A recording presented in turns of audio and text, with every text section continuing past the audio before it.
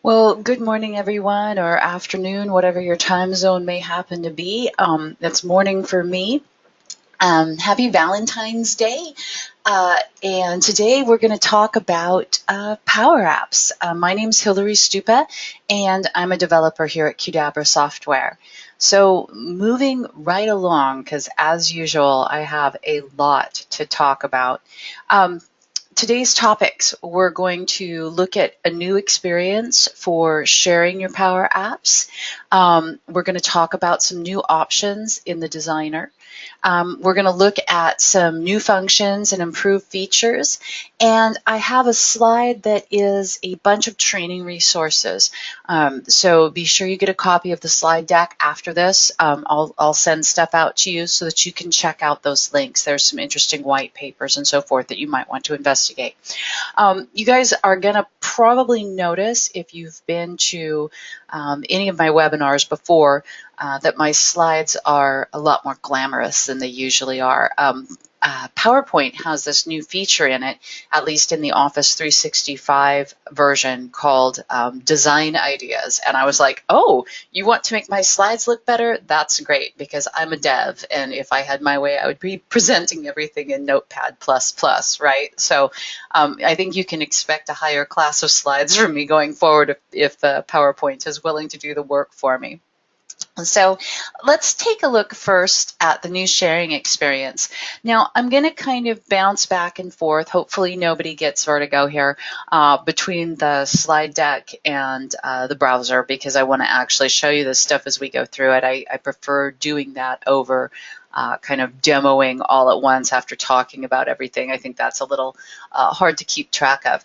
So it used to be when you went to share an app, you had to go kind of investigate what data sources you were sharing. It wasn't super obvious. And you had to you had to actually, add each user one by one. The new sharing experience is going to allow you to share your app much more efficiently, and it also gives a lot higher visibility to the data connections so that it's easier for you to kind of see what's going on. So I've included, again, in the slide deck, all of these links we're going to look at today are in there, so you can click through, and they're in the notes so that you can check them out.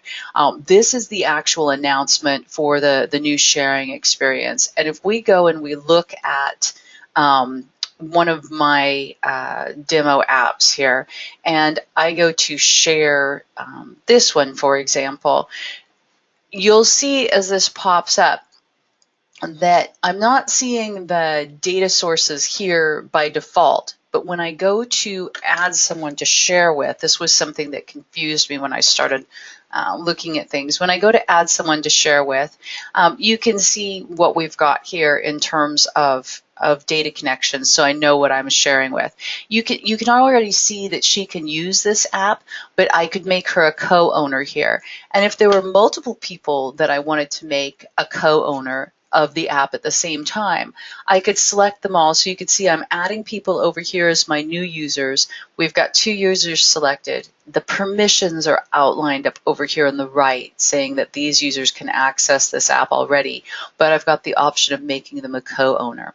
So the sharing experience has gotten more streamlined, and also gives you this opportunity to easily see what exactly you're sharing. This way at least you know, hey, look, I've got a logic flow here. Maybe I should check that out. Or I'm sharing this expense report list. And you can see as I highlight over this, I see the URL down there in the lower left in my browser window, letting me know, what is going on here. Where am I getting data from? What am I sharing? And I don't have to go digging through a bunch of screens to go figure that out.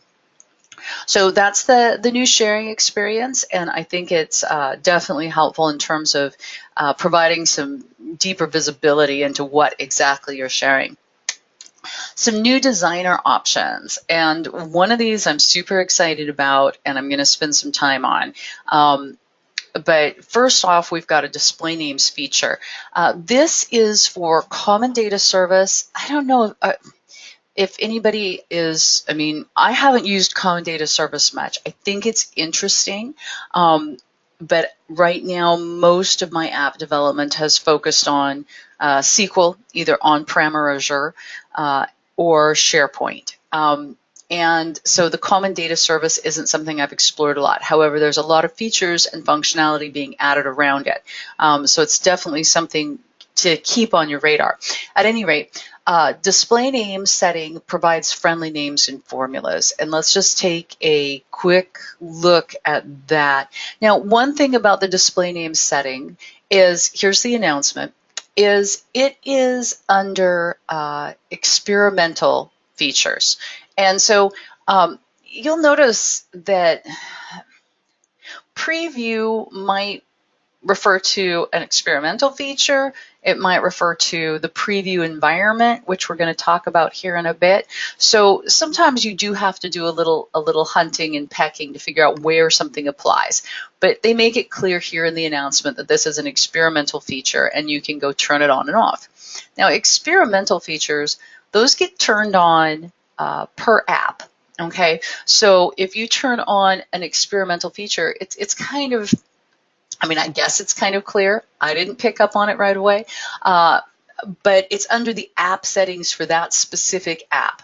They're pretty direct here. They might change, break, or disappear at any time. So it's do a risk assessment before you enable something that's experimental on a production application. Okay, so if your production application is a way for employees to post their pet photos, perhaps it's okay to use experimental features. If it's a way for employees to report mission critical incidents, perhaps it's not. Okay, so definitely keep that in mind.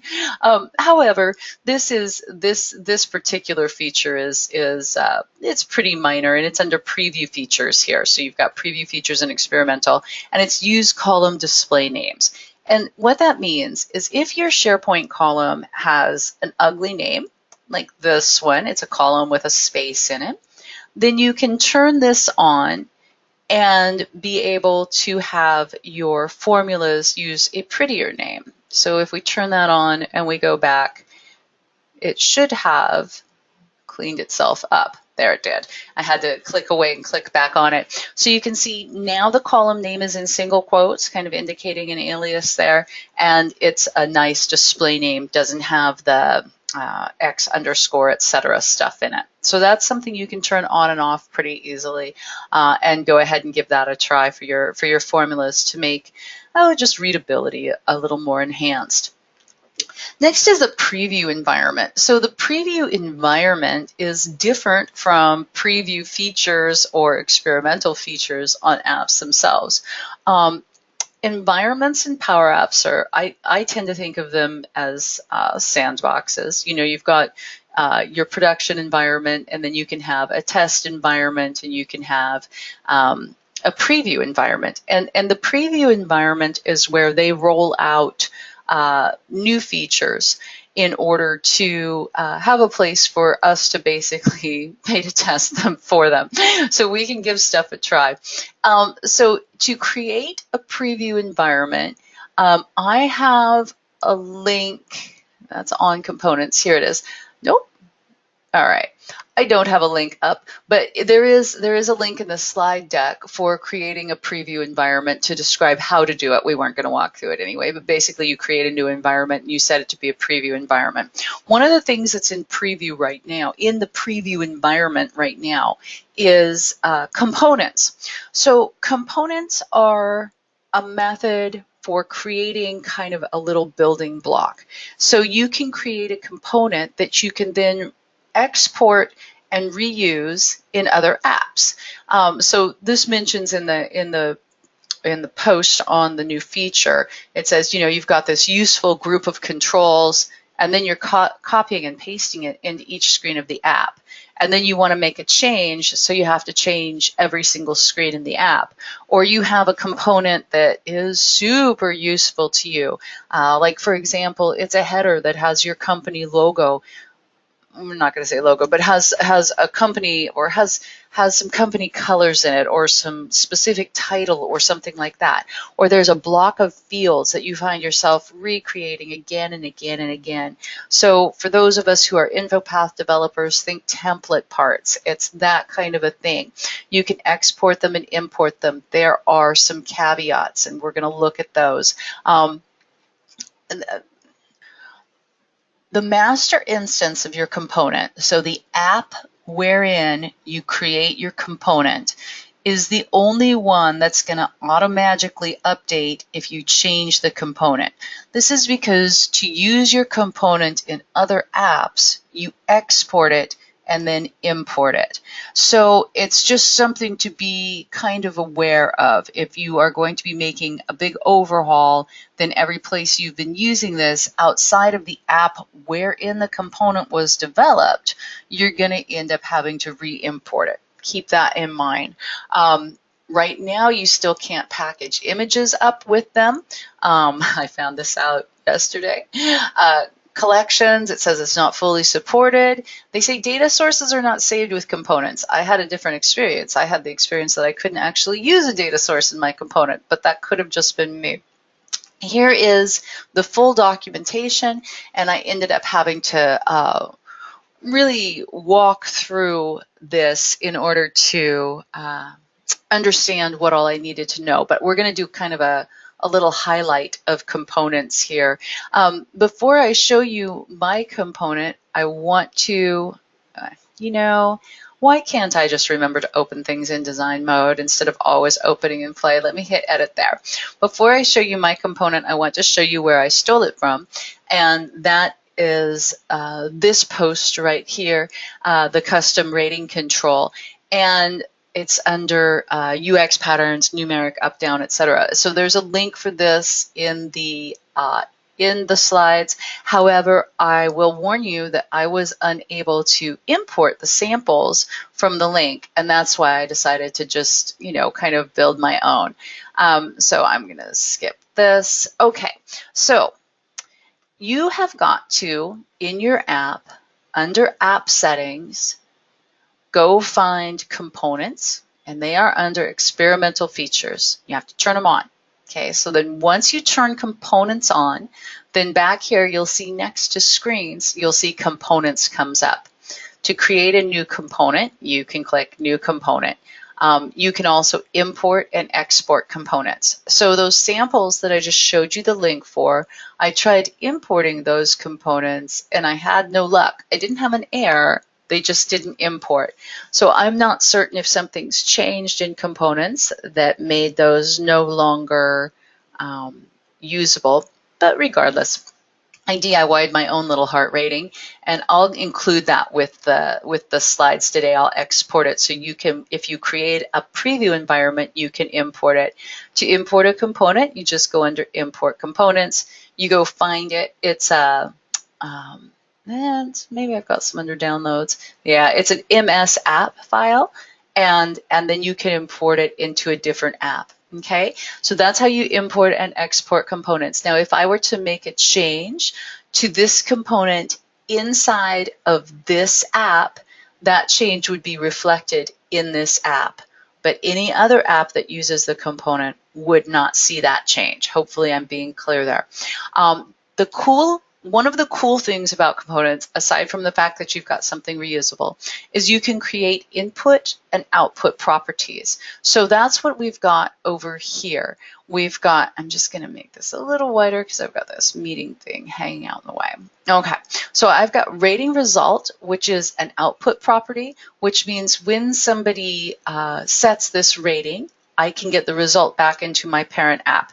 So when you create a component, you need to think about, oh, what's the stuff my main app might need back from this? So let's pretend you have a little section where you fill out a bunch of customer information, name, address 1, address 2, etc. You would probably create custom properties for each of those fields so that you could output them back to your parent app. And then here, another input property I have is rating background. And if you look at these custom properties, you've got all kinds of data types. You've got, table, screen, record, and there's all kinds of different things you can create here in terms of your type for your property. And then you can set this as input or output. I found a few things a little tricky. My rectangle here is using the color from, I just have to move my little window there, is using the color from the property. Okay, and so the property uses the component name first, and then the dot notation, and then the name of the property. So I had a little trouble finding my property at first, and then I got that figured out. And it's the same thing when you're using the output property. So if we go back to my screen here, here's my component, and you can see under this drop down, we've got rating background. So rating background then is the background that I want to use for my rating. So if I wanted to change this to a different color, let's just say I want this to be green, and I'm just gonna 255 because I don't know my colors, right? Then now that changes it to green. So that's popping, that rating background is communicating the background to the component from this app. So any app I put this component in, I can change the rating background. And then I'm outputting the rating result. And so you can see that little number. Let me slow down a bit just in case for screen rendering purposes. You can see the little number in the label here is changing. Well, that's because the label is using the result. Now in this case, to get the result back, I use the name of the control here. And so this is my imported control. It's called rating 1. And you can see I've got rating 1, rating result. And rating result, just to belabor the point, if we go back over here and look at our component, that is the name, if we look at our properties, that's the name of the output property. Okay, so that's kind of a little tiny bit about components. Hopefully you can see why I'm excited about it. Now with this component, I'll include the image separately, because what happens is if we import it somewhere, it's not going to include the image because that's not supported yet. So you end up having to actually, oh, I did it again, folks. That's nuts, right? I cannot find the edit. There we go. So if you, I guess for some reason, I feel like if I'm on that screen, it should always take me into edit mode. So if you import this component, it's going to be missing its image at this point. So we're going to import this component real quick. Hopefully you guys are still awake. And just kind of see what that experience is like. But when I added the image then, to my app, it automatically started working right away. So if you had, for example, and that's why I kind of backtracked when I mentioned your company logo. If you had a header that you wanted to use on a bunch of apps and it included your company logo, just design your component with the company logo in it. And then you'll have to add the logo individually to each one. Now you can see here under screens, I don't have components right now. So I go back over here, I hit app settings, I hit advanced, I go find components, I turn it on, and then I go back again, and now I've got a component screen. Right? And so now from insert, this is another place to access. I can do new component or I can import a component. Now I've already got my exported component here, I don't know, somewhere. I'm hoping that's it. And we'll hit open. And this will add my component. Now my experience yesterday was that it added my component, and my component was, oh, there we go. It didn't insert it. It added it to my components. Now I can insert it. That's nice. It's nice to have the extra step, right? See how ugly? And so now if I go back to my file and I go to media and I do images, and I'm going to go ahead and I'm going to browse. And like I said, I'll include my fancy heart image for you, as long as it's got the same name as what your component was using. Right, you can see now we're in business. And so that's kind of a high level quickie on components. the reason I wanted to talk to you about them is because I'm really excited about them. I feel like that's a piece of what's been missing. Are they a little half-baked still? Yes, they are half-baked. But half-baked is better than not baked at all. And I would definitely be working with them and getting the hang of them, because I think they're going to be very useful once they come out of preview.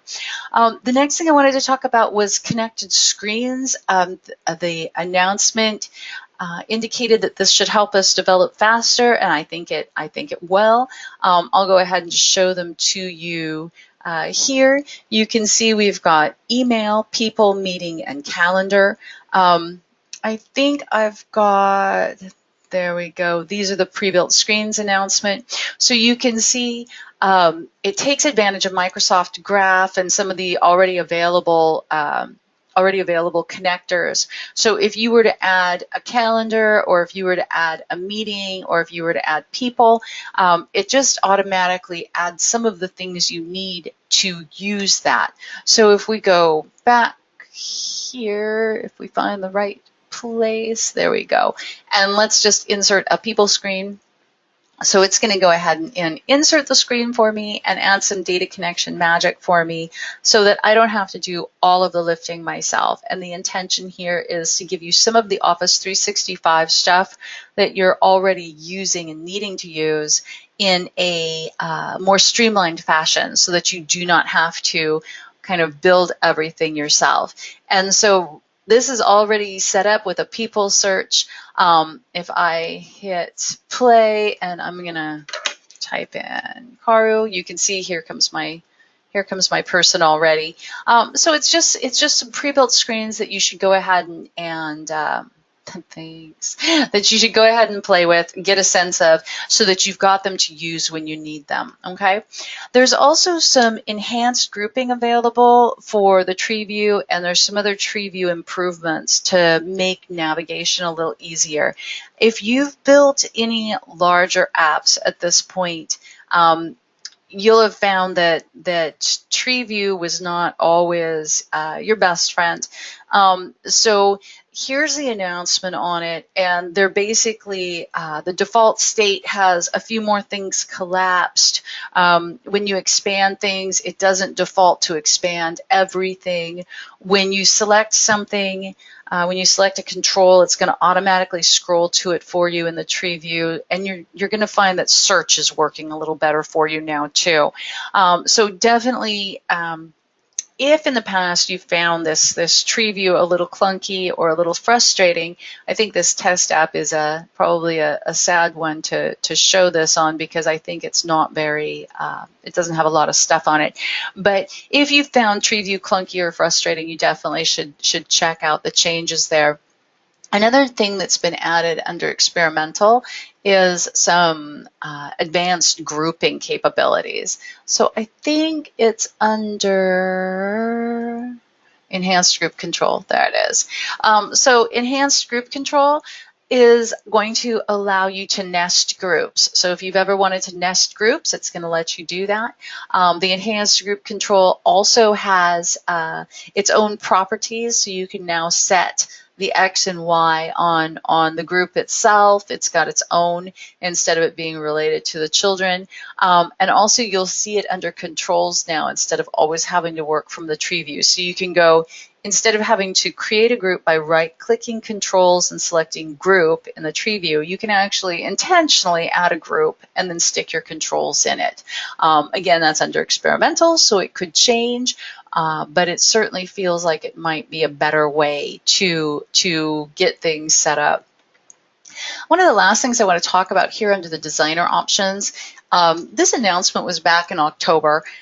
They've really, I feel, done an excellent job pushing towards accessibility in PowerApps. Not only do you get good information about where you're missing accessibility hints for users who may be using a screen reader, for example, they're also trying to ensure that PowerApps Designer itself is very accessible. And as part of that, they focused on making it possible to build and manage apps entirely using keyboard and screen reader technologies. So I think this is important. But what it also means is that there's a great list of keyboard shortcuts here.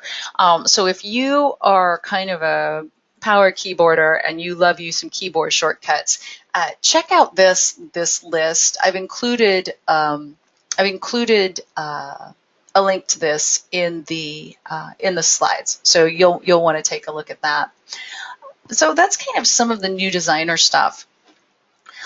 Improved functions and features. So if you are not familiar with concurrent, you're gonna want to check it out. Concurrent allows you to start your app up faster by running things that can be run at the same time. So if you needed to get data from 3 sources, or if you needed to run a few different pieces of disparate logic that aren't dependent upon each other, you can use the concurrent function for that. And I would encourage you to do so, right? Because why not if you can make your app faster? So this is the announcement on that, and this is from back in July, so we may have talked about it, but I did want to show you one little thing I noticed under preview features, which was, where'd it go? There it is, more reliable concurrent function. So I think preview features we should take seriously, as in this is coming down the pike. Let's turn this on and check it out and make sure our apps still work. And so they're blocking navigate functions from being used within the concurrent function. So if you are already using the concurrent function, and if you have been using navigate in there, this preview feature would be a good one for you to turn on and check out. I just wanted to mention it because I kind of noticed it when we were talking about concurrent. I thought, that's a good thing to be aware of. Embedded apps load faster. So I don't know if you've ever set up an embedded app or not. It's pretty straightforward. It's a matter of finding the ID of your app. So you just, I want to throw those away. So you go look at your app's details, right? Here's our app ID. We've got that now. We go to our SharePoint site, we say add a page, we wait while SharePoint thinks about some stuff, test. I bet you anything I already have a page named test. I didn't. Oh, and that's not the kind of page I wanted to add.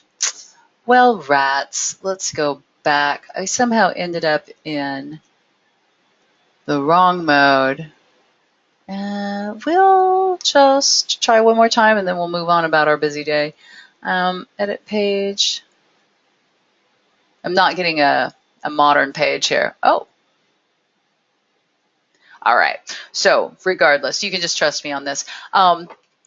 When you create a modern page, you can embed a Power App in it. And embedded apps had been loading kind of tediously. They'd been kind of tiresome, but they're much faster now. And I think I might actually have a page here with an app embedded in it. So we'll look at that real quick instead. And down we go to site pages. I would bet you anything it's there. There they are. Oh, look, test did get created, but it's not what I wanted because it wasn't a modern page. So here's a, you can see it is a test page. Here's a page that has an app embedded in it, and we'll see if it loads up for us. At any rate, there's an announcement on those being faster. My pages are apparently problematic, but we'll just move on about our day. You can also use the app checker to identify issues, and it also gives accessibility tips. So moving back to accessibility, the app checker is a great way to check things out. So now we're loading our Power App, and none of this is going well. It was behaving much better the other day. So apparently there's something else going on in my world. So at any rate, if we go take a look at our app, I'm gonna open a more complex app here, and we'll take a look at what the app checker comes back with. Flow also has an app checker now, or a checker now, and you look for the little stethoscope up in the corner, and it will come back with information about errors, and it'll come back with, in PowerApps at least, tips on making your app more accessible, which I think is very useful in terms of making sure that everyone will be able to use your app. You don't want to be leaving out things that could be helpful. So it's just this little guy right here. We click him up in the corner, and you can see I don't have formula errors, runtime errors, or rule errors, but I have a bunch of accessibility issues. And all of these things can get me to the issue to help me fix the issue. So you can see here it pops me right to the accessible label to allow me to fix it. So if accessibility is important to you, or if you need help checking for your errors and your issues in your app, definitely try the app checker out. It's definitely worth using. Finally, there's some new connectors that I'll just go ahead and this is the solution checker announcement. I've got a link for that. And so finally, there's some new connectors that make it easier for you to keep an eye on flows and apps in your environment.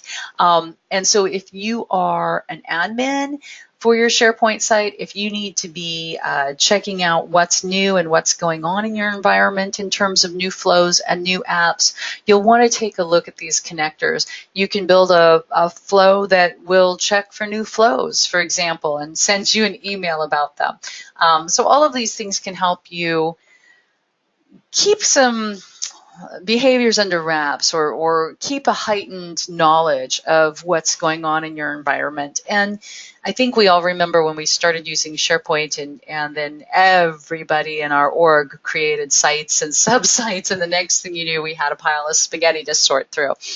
So this can kind of help you come to terms with that, tackle some of those issues. Finally, I have a list here of training resources and white papers. All of these links are helpful. The Ignite 2018 sessions are available that you can watch those. PowerApps team has put out some great new how-to videos. The PowerApps team has a white paper on coding standards and guidelines to help you think about naming conventions. You know, I harp about naming all the time. Go through that, work on that with your team if there's multiple people developing apps in your environment, and come to a conclusion on what you want to use for naming standards. The other thing I want to show you is if you are new to PowerApps, and I popped this app open because I added my component to it.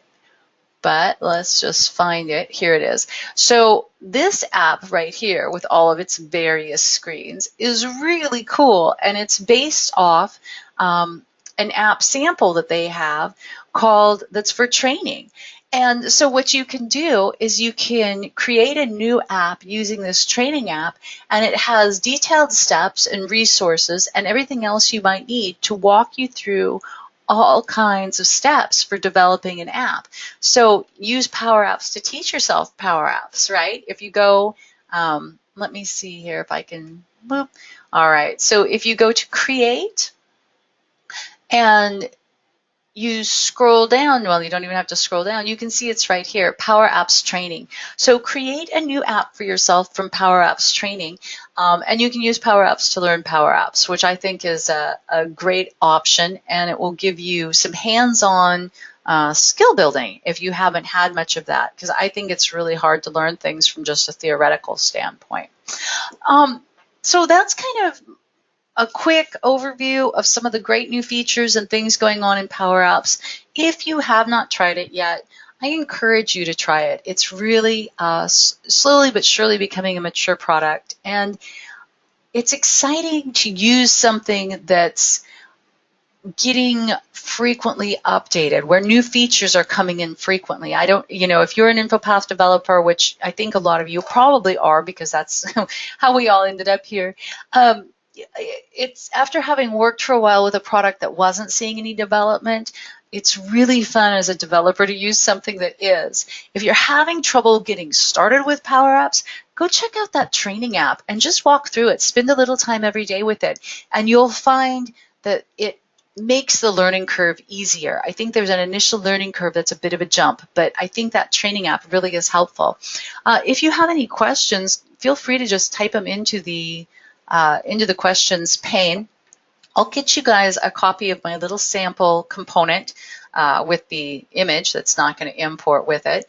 And these slides, I really thank you for taking time out of your day to attend. And I'm going to go ahead and just in case you guys haven't looked into Forms Viewer, I do want to mention Forms Viewer. It's a great way to continue using InfoPath because if you've made a big investment in your InfoPath forms and your company is using them, you do not want to have to start from scratch. So Forms Viewer will let you do that. We're adding new features all the time, which again, like I said, it's kind of fun and exciting to work with products where new things are being added after we've been working in kind of a static environment for a while.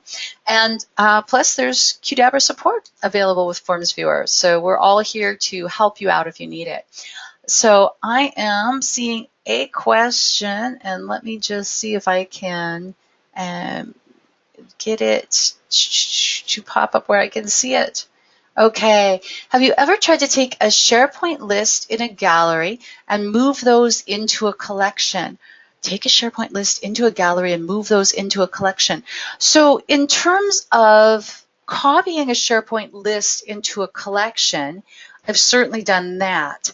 I don't think I quite understand the gallery step. So maybe you can, if you don't mind, type in a little more detail about what that step would be. If you mean selecting an item from a gallery and then copying each selected item into a collection, I think I actually have done that, and I don't think I've run into issues. So I would wonder if perhaps it has something to do with the types of data that are maybe in your SharePoint list. I'm typing in my email address into the chat here or into the questions, and I would like you to go ahead and send me, I'm going to go ahead and hit send to all you guys. This is going to show up in your questions panel.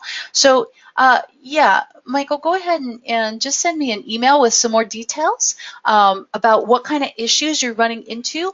I'll see if I can reproduce it, and we can just chat in email on that and see if we can work out what's going wrong for you, okay? And anybody else, I just chatted my email in there. It's pretty easily available, but it's hillary.stupa@qdabra.com. And please drop me a line if you've got any additional questions or if there's something that's kind of stalling you out in PowerApps, because I'm really interested in working together to learn more about this technology. It's obvious Microsoft is investing in it heavily, so I think we need to also consider investing our time into it and make sure that we're kind of keeping up with that ecosystem. I'm okay, great, Michael. Yeah, let me know what's going on, and we'll see if I can help a little bit. Oh, I finally figured out how to unpin this. Okay. All right, everybody. Hey, I hope everybody has a fantastic Valentine's Day. Keep developing, keep learning stuff. I am going to send you my presentation, and I'm going to send you my my little component and that image file. Do me a favor, if you can, take the survey at the end of this. Let us know how we're doing and any ideas you have for upcoming webinars. We're always kind of scrambling to figure out what's of interest to people. What do you guys want to know more about? What problem can we help you solve? So help us help you and let us know, okay? Thanks, everybody. I hope everybody has a fantastic Valentine's Day. PowerApps loves you, and so does Qdabra. Bye.